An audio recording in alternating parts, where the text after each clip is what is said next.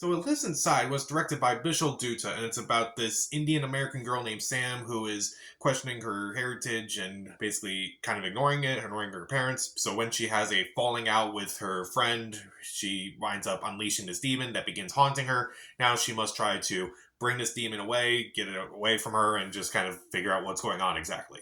So I remember seeing this trailer back when I think it was the Meg I saw this in front of, and I thought that looked like a pretty creepy trailer. And thought, oh, I can't wait to see this. This looks pretty interesting. It looks pretty creepy. It was like, I'll go check it out.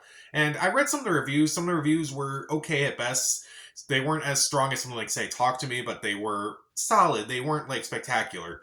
And then the movie kind of got more screenings and such, and some of the reviews were even less positive. And honestly, while watching this movie, I felt at first, honestly, I don't get why so many people dislike this movie. And then I saw the third act, and I'm like, okay, now I'm starting to get it. This movie is honestly kind of frustrating to me because I think the first two acts of this movie are solid enough, but it's mainly the last act of this movie that kind of annoys me. So let's get into the things I do like about this movie. First off, the actors do a pretty good job. Megan Suri, I thought she did a really good job in this movie. I thought that Mohana Krishnan, I'm probably mispronouncing that. I apologize. I thought her performance was really good as her friend. I thought she was really good, particularly in like the beginning when she's like, she's clearly had enough of this demon. She's kind of trying to get rid of it in some way, and she's asking for help. I thought this is actually really traumatizing. I thought her performance was really good. Also, Nuru Pajura, I'm mispronouncing that name. I apologize. I'm going to mispronounce names in this video. But I thought she did a really good job as Sam's mother in this movie. I kind of like that whole family dynamic in the movie, particularly from the mother and daughter. I thought that was really well done. And also, I did like the music in this movie, done by Wesley Hughes. I thought that was very interesting. I thought it brought out a lot of the atmosphere in this movie, and I thought it was very creepy, very unsettling, and honestly, it was more creepy than the actual movie. And honestly, there is great atmosphere throughout this entire movie. And it just makes me upset because the third act of this movie is honestly a huge letdown because now I'm not going to get into spoilers or anything, but like around the end of the second act, they kind of do explain a lot of things that have been happening, and they kind of, it kind of starts making sense afterwards. Like, okay, well that explains this then, and this explains this then. So what doesn't make sense is pretty much everything that happens afterwards because it basically just negates everything that kind of was just mentioned. I'm like, well, wait, if there was this whole exposition scene, then like, why are you just not doing anything with it? Like, why are you just throwing whatever at the wall and just hoping that it sticks? It just kind of doesn't really make sense. It's like, oh, this is a really cool effect. Honestly, it wasn't even that cool. And honestly, I was kind of surprised this movie was rated PG-13. I feel like this movie would have been more interesting if it was rated R.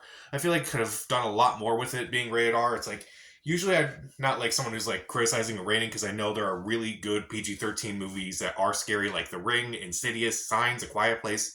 Those are all scary enough despite being PG-13.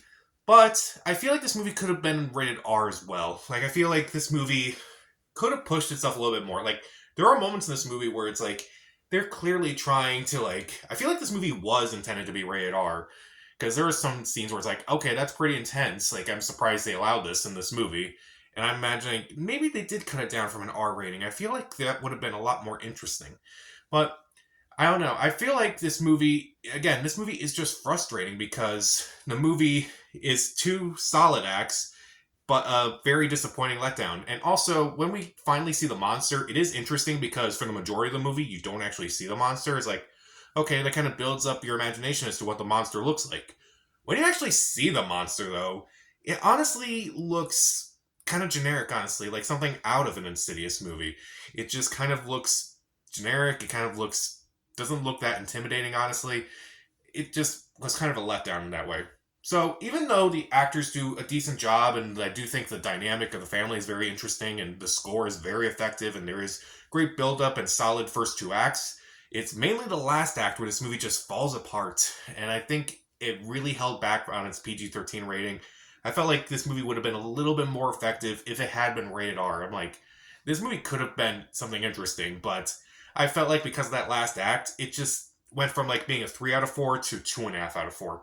So that's what I'll give it. I'll give it 2.5 out of 4 stars. Stream it. There are interesting ideas in this movie, but I felt like it just didn't stick the landing. So, what was the last horror movie you were really disappointed in? Comment down below, subscribe to the channel. This is Pat. Stay safe.